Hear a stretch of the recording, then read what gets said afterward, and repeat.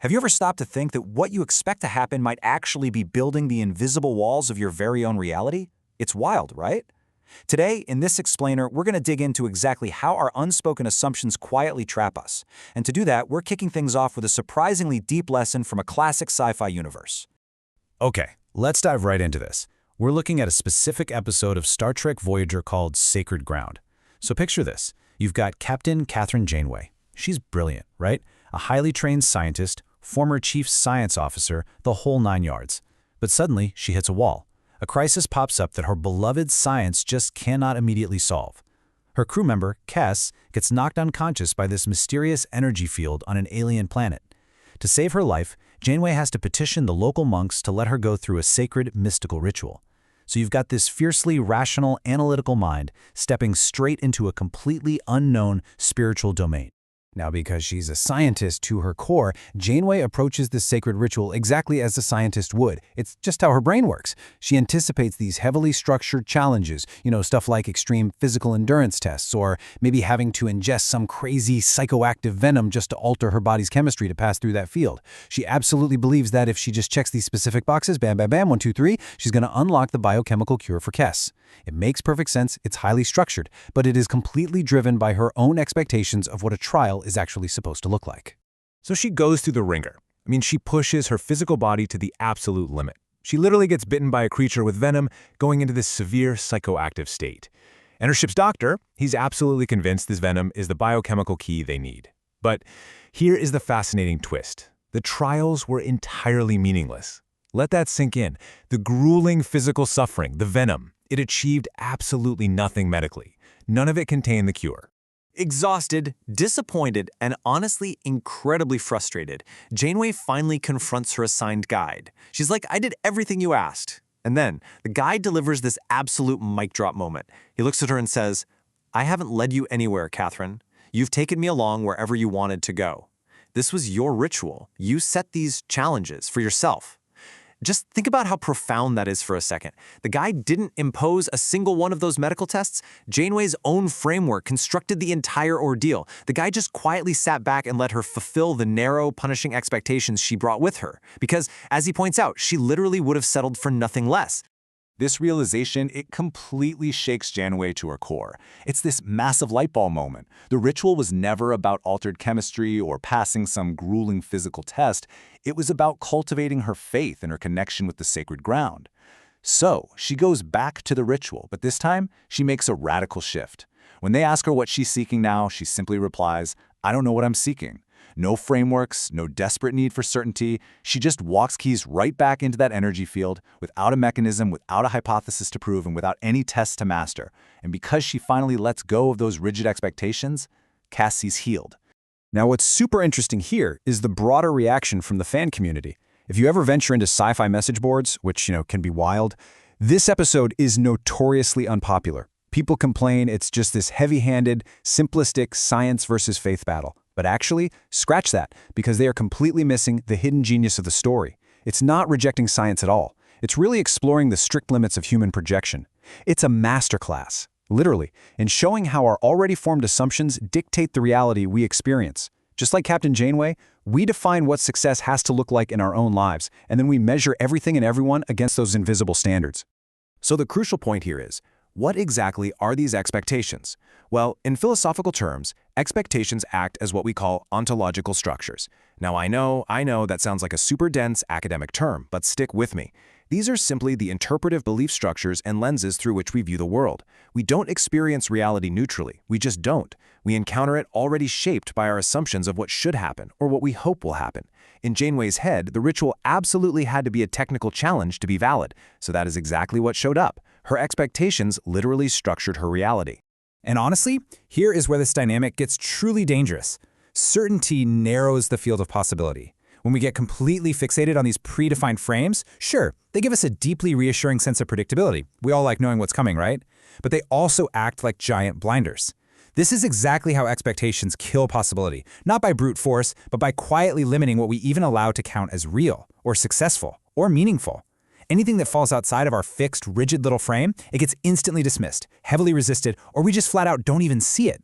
Let's pivot for a second to a different framework to see how this builds, specifically looking through the lens of Buddhist psychology. So in this tradition, unmet expectations cause massive internal friction. We're talking deep frustration, disappointment, regret, even shame. And this friction, it's driven by something called Tanha. Now, this isn't just your standard neutral desire. It's a craving that's completely infused with grasping. It's clinging tightly to specific outcomes, clinging to our identities, or just clinging to the absolute need to be right and in control. And when the real world inevitably doesn't comply with our Tanha, well, we suffer a lot. So how do we actually use that friction instead of just miserably suffering through it? Well, because our expectations are so often completely hidden from us, upsets and disappointments are actually incredibly useful signals. They're like flashing neon signs inviting us to look inward. So I want you to genuinely ask yourself these diagnostic questions the next time you feel frustrated at work or at home. Just pause and ask, what expectations might be concealed right now? Do they reveal any deep attachments? What am I protecting here? What identity feels threatened? What desires or outcomes have I deeply identified with? And how do these expectations reinforce my need for security? Actually using these questions transforms your everyday run-of-the-mill frustration into a really powerful tool for self-discovery. As we start asking those tough questions, our awareness actually begins to expand, and that incredibly tight grip starts to relax. We step into what Buddhist psychology beautifully calls beginner's mind. This is a posture of absolute openness. It's living completely free from rigid frames of reference or that compulsive need to control the outcome. Remember when Janeway said, "I don't know what I'm seeking"? That wasn't a moment of weakness or confusion. No way. That was beginner's mind in action. Relinquishing the desperate need to define every single outcome in advance allows us to just relax our grip, and that is exactly what makes room for entirely new possibilities to enter our lives. And this brilliantly illustrates a really powerful alternative to living our lives entirely by expectations. Let's compare expectation with intention. The contrast here is pretty stark. Expectations are all about external outcomes, right? They're extrinsically motivated and laser-focused on specific, measurable results. But an intention, that's an interior orientation. It's intrinsically motivated and based entirely on your own guiding principles. While expectations fixate rigidly on what the outside world should do, intentions shape how you personally show up. It's just a much more fluid, present, and frankly, resilient way of navigating life. Let's bring all this sci-fi and Eastern philosophy back down to earth for a second with a super relatable everyday example. The completely unprepared boardroom meeting. We've all been there. Imagine walking into a massive meeting expecting everything to be perfectly organized. You expect to get all the data you need to instantly move forward on a big project. But instead, it's total chaos. People are completely unprepared, they're confused, just looking around the room for direction. If you only view this experience through the strict lens of expectation, well, this meeting is a complete disaster. You leave frustrated, angry, and probably a little resentful. But what if you walked into that exact same chaotic room guided by intention instead? Think about it. You could ask yourself, did I show up with steadiness? Did I contribute clarity to all that chaos? Did I listen with genuine curiosity? Evaluating the situation through the lens of intention completely transforms your frustration into really valuable information. You take total personal responsibility for how you participate, regardless of how messy the external circumstances are. Intention keeps possibility alive, even when your expectations fall completely flat. Now, I want to be super clear about something here. Expectations are not inherently evil. We need them. They help us coordinate our lives, our businesses, everything. The problem really pops up when they're entirely unconscious. Very often, our expectations simply conceal our unspoken requests. Like if you are deeply disappointed by someone, there's a good chance it might be because you never actually articulated what you truly needed from them in the first place. We really have to learn to acknowledge these hidden needs and purposefully transform our silent, invisible assumptions into explicit requests and clear agreements. And to take it a step further, we constantly mistake our own expectations for promises. Honestly, this happens all the time in our professional and personal relationships. We just assume that others should have known what we wanted. But because we never actually voiced it out loud, or maybe we just threw it out casually as a passing thought, a simple unmet assumption suddenly feels like a massive, intentional breach of trust. We literally interpret it as a betrayal. Naming and qualifying our expectations out loud prevents so much immense and completely unnecessary pain. As we wrap up this explainer, I really want to leave you with the same profound shift that Captain Janeway experienced in that energy field. Take a hard look at your own life right now. Where are invisible standards quietly dictating what is allowed to happen? Let's ask ourselves one final powerful question.